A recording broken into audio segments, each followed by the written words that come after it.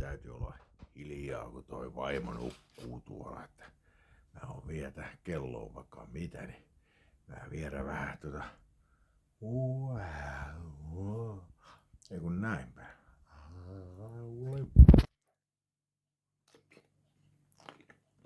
Nakkia.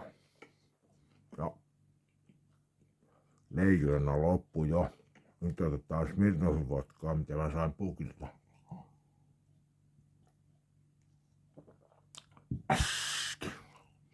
Ja kinkkua. Kello on 2:30 aamuvasta. Tää on hauskaa. Tää hupaa.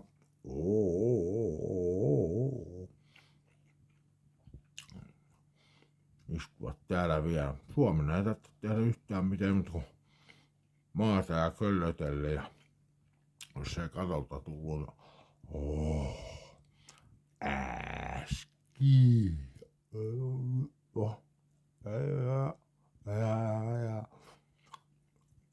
Tää on mukavaa.